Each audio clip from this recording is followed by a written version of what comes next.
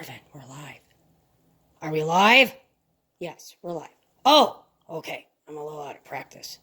Well, hello, boys and girls. Hi, Miss Lynn.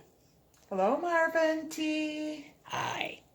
Well, I had errands to run last week, and Barney was such a good friend, he was able to host the story hour, but we're going to get started, and this week's theme is Superduper Heroes. And boys and girls and girls and boys, you all are heroes. So, we're going to get started. Antlers.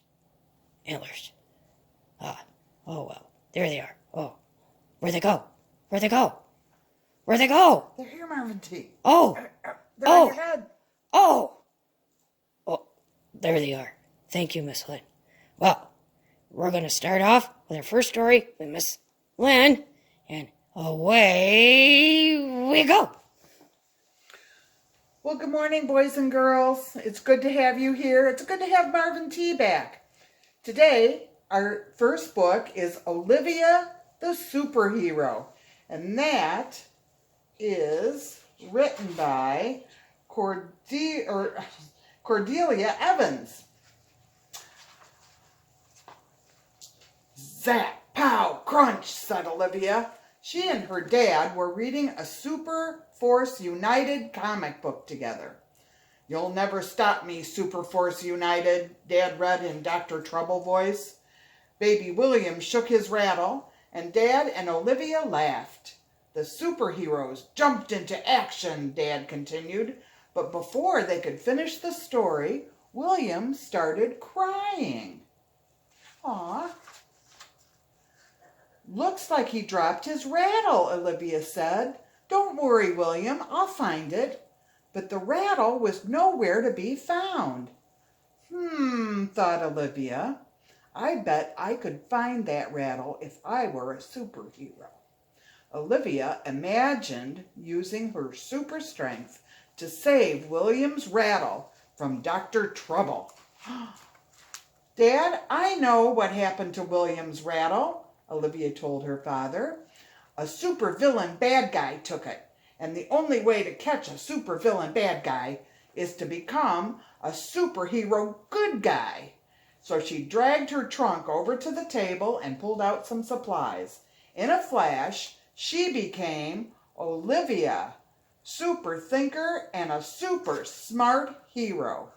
There she is in her outfit. If Olivia was going to catch the rattle stealer, she needed backup. First, she called out her window to Francine. Do you want to be a superhero? Asked Olivia. Sure, said Francine. I'm super fast. I could be super speedy clown. Then Ian demonstrated his super robot hearing skills. He could hear a fly walking across the table. Super robot, you're in, Olivia declared. Alexandra wanted to be a superhero too. I am super noisy dancer, she said, as she did a flamenco dance and clacked her castanets. You sure have super loud powers, Alexandra. You're in, said Olivia. And what's your power, Harold? Olivia asked. I have a sandwich, Harold replied. A super stinky sandwich, squealed Andrea. Your name can be Super Stinky Sandwich Man, said Olivia. I hereby call our superhero the Mighty Five, said Olivia. Now the first thing we need to do is to find William's rattle. Super robot, use your super ears. Ian concentrated. Super robot detects a rattling noise coming from there, he said. The evil thief must be hiding inside, said Alexandra. How do we get him out? Asked Francine. Super Stinky Sandwich Man, use your super stinky powers, said Olivia. Throw your sandwich in the doghouse. Then we'll grab the evil rattle thief when he tries to run away from the smell. Harold took one last bite of his smelly sandwich and tossed it in the doghouse. The rattling noise stopped, and out ran Perry the dog. "Are you the evil rattle thief?" Olivia asked her dog. Then she noticed the box of dog biscuits he was holding. "That was making the rattling sound," said Alexandra. "I guess Perry is not our thief," said Francine. "Finding William's rattle is hard even for superheroes," Olivia mused. Mighty Five, we need to split up." So Harold and Alexandra went in one direction to find the evil rattle thief, and Ian and Francine followed Olivia in the other direction. There they go, they're off. "Keep your ears open, Super Robot," said Olivia to Ian as they snuck around the backyard stage. "That rattle could be anywhere." Then they stopped suddenly. There was a rattling coming from the stage. Mighty Three, away," said Olivia. But when they leapt out from behind the stage to catch the evil rattle thief, they immediately collided with Alexandra and Harold. "Sorry, super friends. We thought we heard the rattle." "You heard my castanets," Alexandra explained. "I was practicing my super bad powers." "The rattle is still missing," said Harold. "Yes, but my super thinking powers are giving me another super idea," Olivia said. "Alexandra can rattle her castanets super loud, and the thief will think it's a rattle and will come for it," explained Francine. "He'll walk right into our trap," said Ian. Alexandra began playing her castanets loudly, while the rest of the Mighty Five hid. Soon Francine's cat, Gwendolyn, there she is, approached the stage. But when Alexandra stopped clicking her castanets, Gwendolyn wandered away. "Keep dancing, Alexandra," Olivia whispered loudly. Sure enough, when Alexandra started to dance again, Gwendolyn, the cat, came back on stage. Olivia gasped. "Gwendolyn is the rattle thief." Olivia and Francine sprang out of hiding to catch Gwendolyn the cat. Francine tried to use her super speed, but Gwendolyn was too fast, and the cat bolted away into Francine's house. The Mighty Five raced after Gwendolyn into the dining room, but there was no sight of her.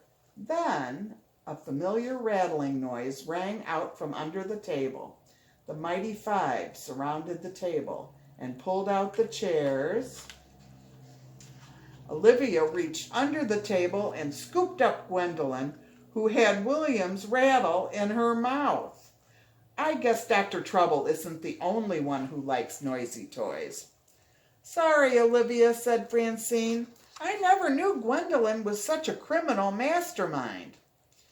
"That's okay," said Olivia. "The day is saved, thanks to the Mighty Five." That night, Olivia was happy to give William back his rattle. "Safe and sound, courtesy of the Mighty Five," she said.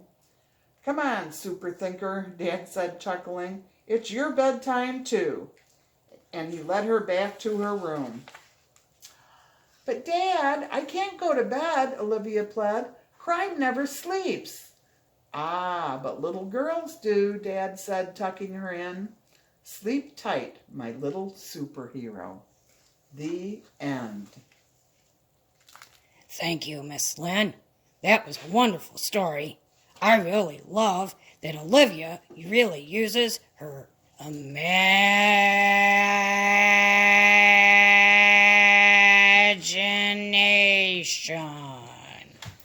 Wow, that was a big, long word. Yeah, it was it was really long. I've been practicing.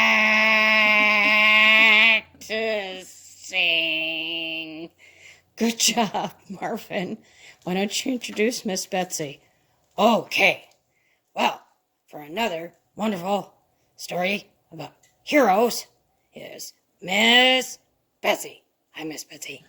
Hi, Marvin. Antlers. Antlers. Oh, okay. And away we go. Hi, boys and girls. This story is called Big Chickens by Leslie Halaski. Big chickens. Oh, see that sneaky fox? One day, 4 big chickens peeked out the coop window and saw a wolf sneaking into the farmyard. The chickens walked and flocked and rocked, and they knocked into themselves and each other until one by one they tumbled out of the coop. The door slammed shut, and the chickens ran into the woods to hide. After a while, it became very quiet. "I'm afraid to go home," said one chicken. "Oh," said the others. "Me too, me 3, me 4. So 4 cautious, careful, cowardly chickens walked deeper into the woods until they came to a deep ditch. "Oh, I'm afraid to jump," said one chicken. "Oh," said the others. "Me too, me 3, me 4. What if we can't jump that far? What if we fall in the ditch? What if we get sucked into the mud?" And the chickens tutted and putted and flooded and butted into themselves and each other until one by one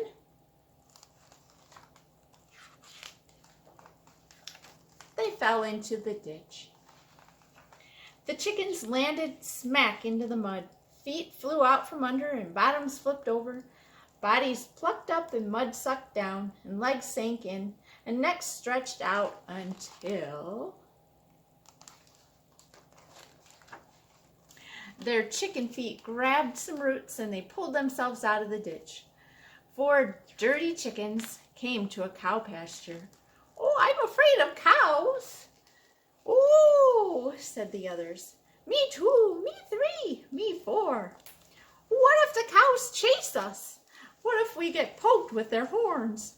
What if we step in a cow patty?" Cow patty? Yeah. Cow patty? Wow, Pete, you. The chickens squeaked, squirmed, and squealed. They squawked at themselves and each other until one by one they bumped into the cows. Moo! The chickens ran and the cows chased, and the cows stomped down and the chickens fluttered up. Horns dipped under and legs leaped over. Tongues hung out and feet swished in until their chicken wings flapped and they flopped over the fence to the other side. Oh, finally, they're out of the cow pasture. 4 dusty chickens came to a lake. "Oh, I'm afraid of the water," said one chicken. "Oh," said the others. "Me too, me 3, me 4. What if the boat sinks? What if we fall in the lake? What if we hit an iceberg?" The chickens sputtered, shuddered, and muttered. They fluttered into themselves and each other until the boat tipped, and one by one they fell out. The chickens landed in the lake with a splash. Sploosh. The boat went down and their toes pointed up. Heads bobbed under and waves swept over. Breath sucked in and water squirted out until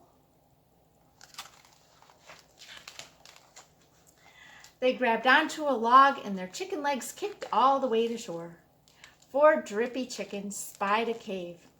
"I'm afraid of caves," said one chicken. "Oh," said the others. "Me too, me 3, me 4. What if we can't see in there? What if we wake up some bats? What if we fall into a bottomless pit?" The 4 chickens flurried, hurried, and worried, and they scurried into themselves and each other until one by one they stumbled into the cave. The chickens bumped into walls, rocks rolled over, and toes crunched under.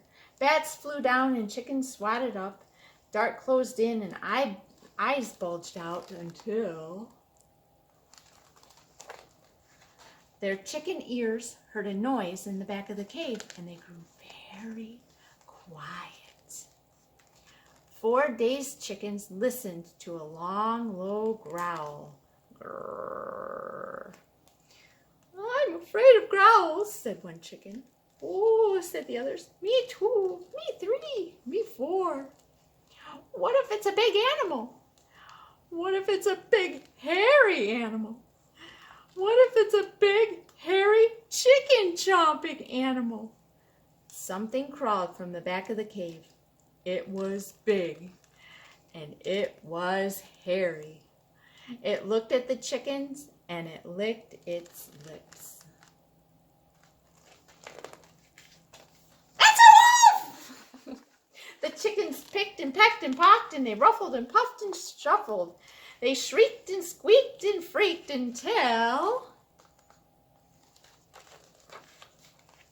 the wolf ran out of the cave.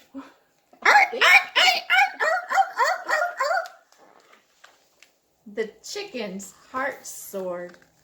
I am a big, brave chicken, said one chicken.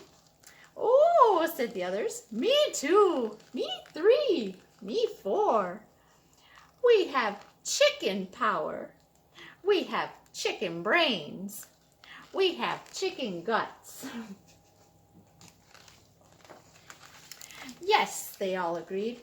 We are very big chickens. 4 dirty, dusty, drippy, dazed, daring chickens strutted all the way home. The end. Thank you, Miss Betsy.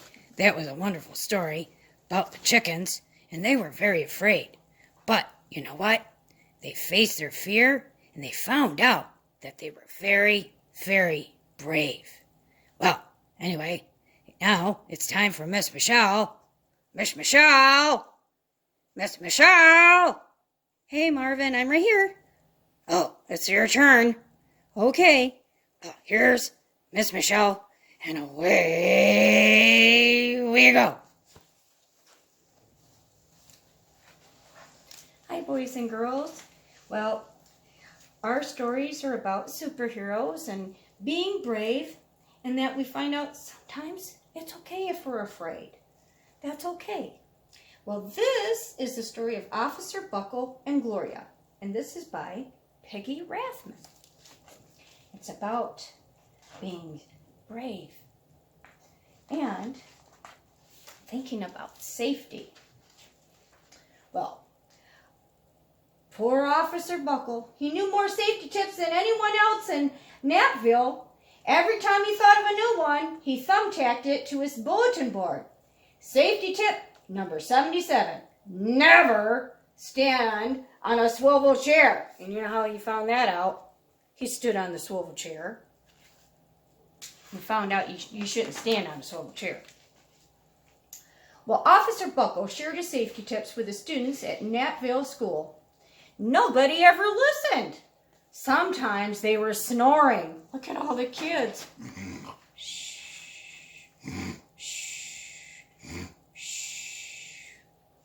Afterward, it was business as usual. Mrs. Topple, the principal, took down the welcome banner. Never stand on a swivel chair, said Officer Buckle. But Mrs. Topple didn't hear him. Uh-oh, what do you think's going to happen? He learned his lesson. Then, one day, Napville's police department bought a police dog named Gloria. When it was time for Officer Buckle to give the safety speech at the school, Gloria went along. Children, this is Gloria, announced Officer Buckle. Gloria obeys my commands. Gloria, sit. And Gloria sat. Well, Officer Buckle gave safety tip number 1. Keep your shoelaces tied. And the children sat up and stared, because they saw Gloria in the back one. Well, Officer Buckle checked to see if Gloria was sitting at attention, and she was. Safety tip number 2, said Officer Buckle. Always wipe up spills before someone slips and falls. And the children's eyes popped. Gloria was standing on her head. And Officer Buckle checked on Gloria again. And she's going, Good dog, he said. Officer Buckle thought of a safety tip he had discovered that morning. Never leave a thumbtack where you might sit on it. And Gloria went, and the audience roared. Officer Buckle grinned. He said the rest of the tips with plenty of expression. The children clapped their hands and cheered. Some of them laughed until they cried. Officer Buckle was surprised. He had never noticed how funny safety tips could be. After this safety speech, there wasn't a single accident. And now look at Gloria.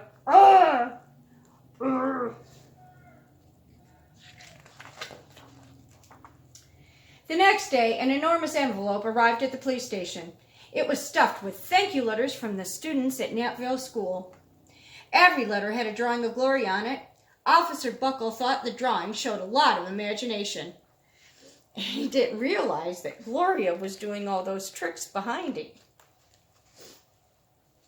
And they all said, Dear Gloria and Officer Buckle, thanks for coming to our school. You are nice. Your friend George. And many of them said the same thing. His favorite letter was written on a star-shaped piece of paper. It said, You and Gloria make a good team. Your friend Claire. P.S. I always wear my crash helmet. Safety tip number 7. Well, Officer Buckle was thumbtacking Claire's letter to his bulletin board when the phone started ringing. Grade schools, high schools, and daycare centers were calling about the safety speech. Officer Buckle, they said, our students want to hear your safety tips. And please bring along that police dog, Gloria.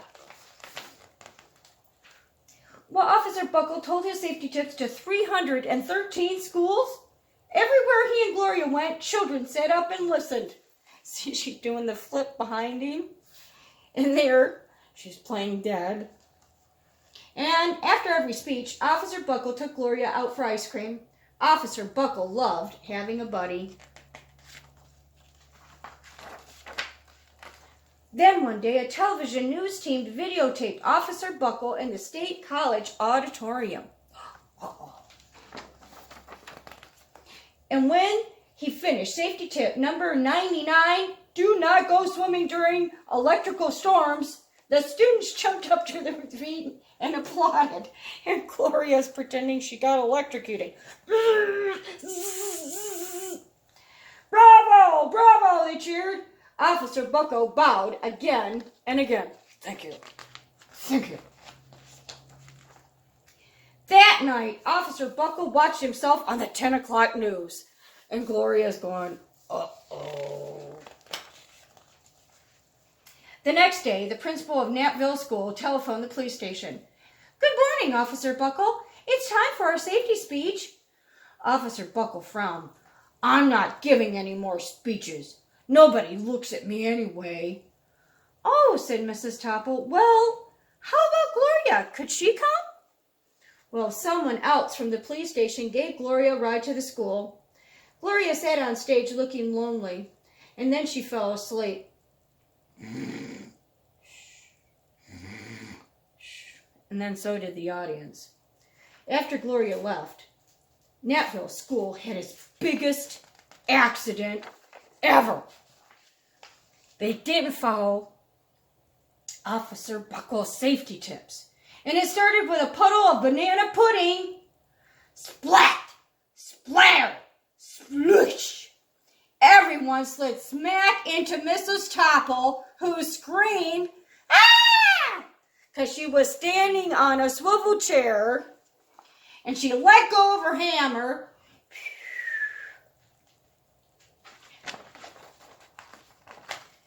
And there was just a big, giant crash and mess. Thankfully, nobody got hurt. Well, the next morning, a pile of letters arrived at the police station. Every letter had a drawing of the accident. Officer Buckle was shocked. At the bottom of the pile was a note written on a paper star. Officer Buckle smiled, and the note said, Gloria missed you yesterday, your friend Claire. Don't worry, I was wearing my helmet. Safety tip number 7. And because she remembered to wear her helmet, when the hammer went flying, it hit her helmet instead of her head. So Gloria gave Officer Buckle a big kiss on the nose. Officer Buckle gave Gloria a nice pat on the back. And then Officer Buckle thought of his best safety tip yet. Safety tip number 101. Always stick with your buddy. And that is the end of our story. And Officer Buckle had to learn that it was okay to face his fear, because Gloria was there to help him. She wasn't there trying to hurt him or make fun of him. So they became a team. And so that was very brave. And so we're going to conclude our first part of our story hour, and we'll be starting our second part very soon. So stay tuned. And action. Oh, sorry. Hello, Miss Betsy. Hello, Marvin. Well, Miss Michelle finished up our first round of stories, and Miss Betsy is here to start our second round of superheroes stories. And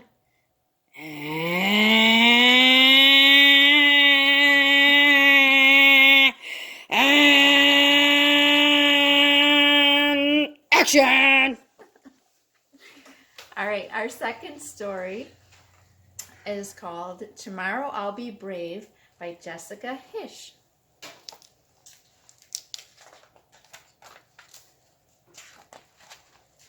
Tomorrow I'll be adventurous.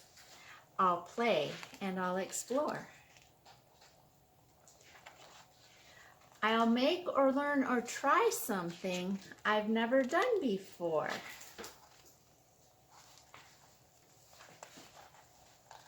Tomorrow I'll be strong. I'll climb and jump and run. It doesn't matter if I win as long as I have fun. Just remember to do your best. Tomorrow I'll be smart. I'll think before I act. I'll solve a puzzle, read a book, and learn a new fun fact. Tomorrow I'll be curious. Please teach me something new. I'll ask a million times, why? Maybe a million too. Tomorrow I'll be creative. I'll color and draw for hours. I'll play a game of make-believe and use my magic powers. Great way to use your imagination. Tomorrow I'll be confident. I'll be proud of all I know. I'll stop and smile and think about how much you've helped me grow. That plant really took off there, didn't it? Tomorrow I'll be brave. There's nothing I can't do. I won't be scared, but if I am, I know that I'll have you. We always have someone we can turn to. Tomorrow I'll be all the things I've tried to be today. Adventurous, strong, smart, curious, creative, confident, and brave. And if I wasn't one of them, I'll know that that's okay. There's always tomorrow. But tonight I'm very sleepy, so now it's time to rest. Tomorrow I'll try to be all of these things. I will try my best. The end. Thank you, Miss Betsy. That was a very nice story. That it's okay if you're not brave all the time. Don't you think so? Absolutely. And it's okay that if you're afraid of new things, that they might scare you a little bit. But as you get used to them, that you get used to them. And that it's okay. Anyway, now, our next story is... Well, thank you, Miss Betsy, for that wonderful story about being brave and sometimes it's okay if you're not brave. And now, it's Miss Lynn to read her second story. And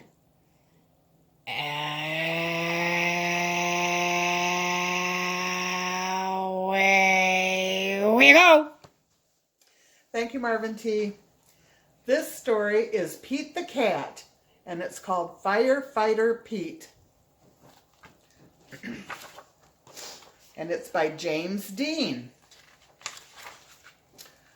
We are going on a class trip today, says Principal Nancy, and she leads the class to a bright yellow school bus.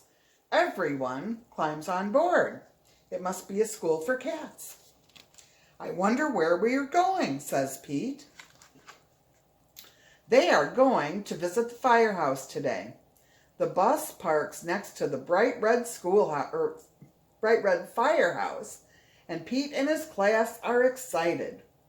The firehouse is huge. It's so big it can hold 2 long red fire trucks and all the firefighters' equipment. The firefighters show the kids around. They give everyone a turn to ring the old brass fire bell outside the firehouse. Then all the kids take turns sliding down the firefighter's pole. Whee! Callie yells as she glides down the pole. The firefighters allow the kids to try on their gear. Firefighters wear a lot of equipment. First, Pete puts on the heavy black overalls. Then he steps into the tall black boots.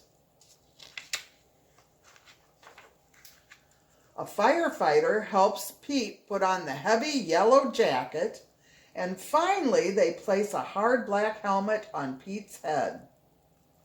All this gear is very heavy. Pete can barely move. The firefighters allow the kids to explore one of the fire trucks. Callie sits in the driver's seat and she presses the horn. Brrr, it goes. It's so loud that all the kids cover their ears. Then Pete turns on the sirens and lights. The sirens blare, hooey, hooey, hooey. The lights flash red and yellow. Suddenly, a loud bell rings in the firehouse. Uh-oh, it's the fire alarm. There's a fire in town. Gear up, Pete. The firefighters scramble into their gear very quickly. Pete puts his gear on too. They all climb aboard the fire truck and turn on the siren and lights. Firefighter Pete and the firefighters are on their way. There they go. Hooey, hooey, hooey. The fire engine races through town and the lights flash round and round. A firefighter presses the horn. Brrr, brrr. All the cars move out of the way. There's the fire. It's hot and loud, but the firefighters know exactly what to do. They work together as a team to connect the fire truck to the fire hydrant down here. Then the firefighters also attach a long, heavy hose to the truck. The firefighter Pete gives the signal, and the firefighters turn on the water. Whoosh! The water gushes out very fast. Several firefighters must hold the hose to control it. Pete helps direct the hose as they spray the fire with the water. The fire is starting to go out. There's smoke everywhere. Suddenly, Pete hears yelling from the roof.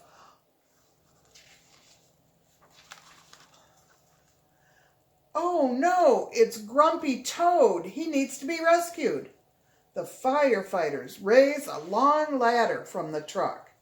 Crank, crank, crank, crank, crank. The ladder goes up and up and up. Firefighter Pete and another firefighter help Grumpy Toad climb down the ladder carefully. Yay! The fire is out and everyone is safe.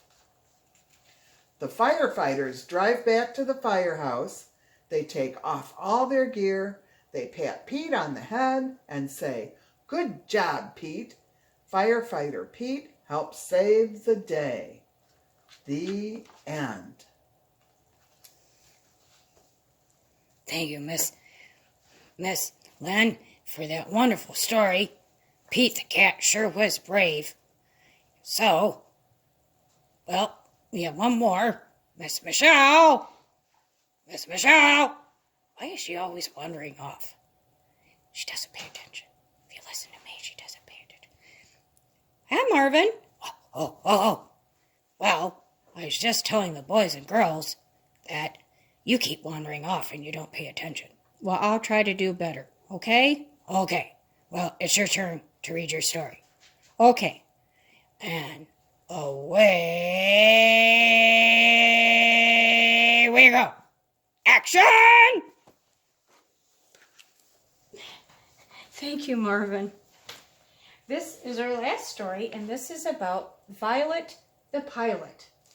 Her inventions will take you sky high. And this is by Steve Breen. Violet the pilot. She's already designing her airplane. Well, everyone in town knew that Violet Van Winkle was a little different.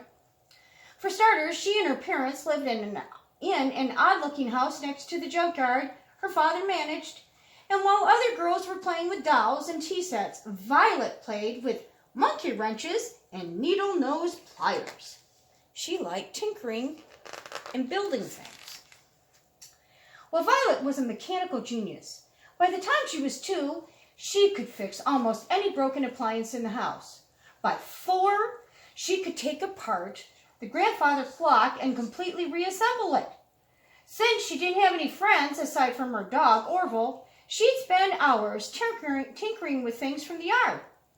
Violet's parents were very proud of her, though they weren't too happy the time she put a lawnmower engine on her cousin's tricycle. No!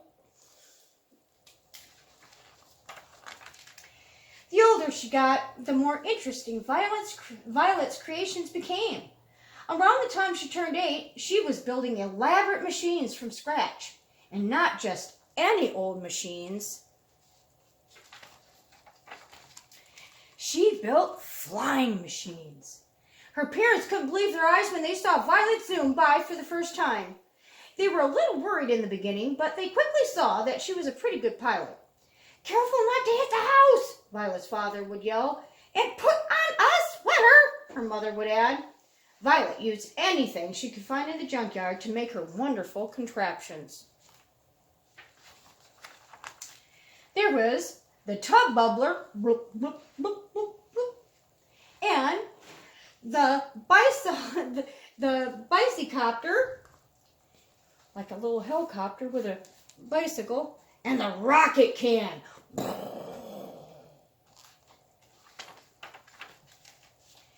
And the pogo plane, boing, boing, boing, and the slide slider, and the wigamajig, to name a few. She sure built a lot of contraptions. Well, Violet's engineering was pretty sound. The only real hazards were tall trees, piles of junk in the yard, and bugs in her teeth. Yuck. Kids at school would see Violet eating lunch alone and made fun of her strange books and greasy coveralls. Claude and Clyde Mulrooney were especially obnoxious. That wasn't very nice to be mean and to be a bully. Then one day, Violet noticed a poster in the drugstore window. "Air Show, October 20th, it read. "That's only 2 weeks away," Violet thought. "Can kids fly in the show? Is home-made aircraft allowed?" That night, Violet sat in her room thinking about the air show. She knew it'd be a good feeling if one of her planes won a prize, and maybe then the kids at school would be nice to her. Picture Violet exactly where she would hang her blue ribbon. Best in show. Well, she and Orville, remember her puppy dog, spent the next few days combing the junkyard for just the right materials. And when they had collected a giant pile of stuff, the building began. One day, the Mulrooney twins happened to pass by. "Look, it's that girl from school," one of them said. "What are you doing, weirdo?" "I'm building an airplane," she told them. The twins exploded in laughter. "Ha ha ha ha ha," then mumbled something mean as they walked away. Orville barked at the boys. "Woof, woof, woof." But Violet just went back to her project. "Take it easy, buddy," she said. "We're too busy to worry about them." But they sure weren't being very nice to her. Well, there she had it. Finally, after days of hard work, Violet had finished making her flying machine. She named the magnificent new craft the Hornet. "Wait till the people in the grandstand see me flying this," Violet said to Orville. And Orville was taking her picture with an old-fashioned camera. Nice. And the test flight was a success.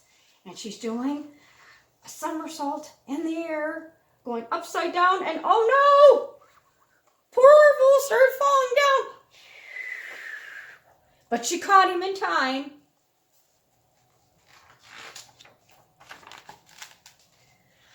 On the day of the big air show, Violet took off, bursting with excitement. Her parents' faces had beamed with pride when they wished her luck, and she thought about them as she flew through the clear autumn sky. She calculated that the trip would take about 20 minutes, and she'd arrive just in time for the start of the show. Well, suddenly, something caught Violet's eye, and in the river below, a group of people were waving frantically. "Help! Help!" Violet lowered her altitude to take a better look.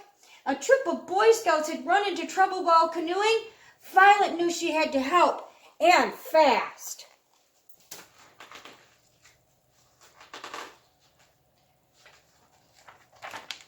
So it wasn't easy rescuing all of the boys, but Violet piloted the Hornet with careful precision, lowered down the lifesaver, and took the boys one at a time and helped get them to safety.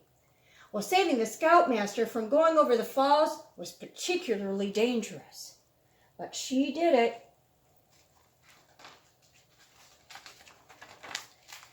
Violet dropped the grateful scouts off at the hospital, and then she checked her watch. 3:30. She said to Orville sadly, "We've missed the air show," and she turned her plane toward home and sighed. It was a miserable feeling. She had looked so forward to it. That evening, Violet had no appetite for dinner. She just went upstairs and sat on her bed. And all of a sudden, she heard lots of noise outside the house, and she and Orville went to the window and discovered that a crowd of people had gathered. Somebody spotted her. "There's Violet!" the boy shouted jubilantly. "There's our hero!" I wonder, maybe it's the people had found out she had rescued the Boy Scout troop. And the Van Winkle stepped outside, squinting from all the flash bulbs that were popping. Pop, pop, pop, pop, pop. And the press, the mayor, the fire and police chiefs, even kids and teachers from school had all learned of the rescue that day and had come to praise her. "Young lady, please accept this Medal of Valor as a token of our gratitude and esteem," said the mayor, and he gave Orville a new collar with a license that read K9 Hero.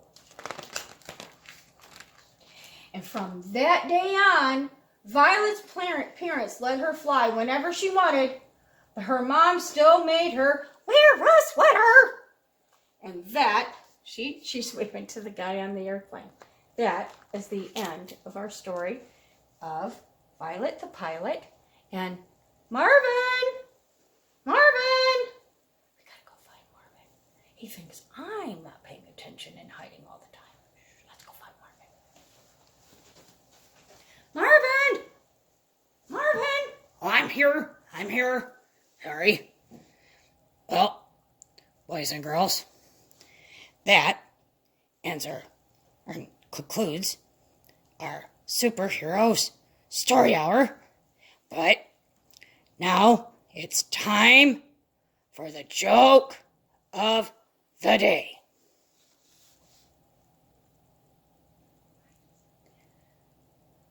What's that? Oh, okay. Betsy and Lynn, why do Batman and Robin not go fishing together anymore? Why, Marvin? I don't know. Because Robin ate all the worms.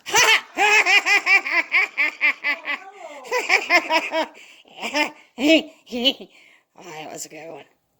Anyway, well, it's time for us to say goodbye. We'll do our antler dance, and then please stay tuned for the superhero activity craft of the week. You make your own superhero mask. Ready, boys and girls?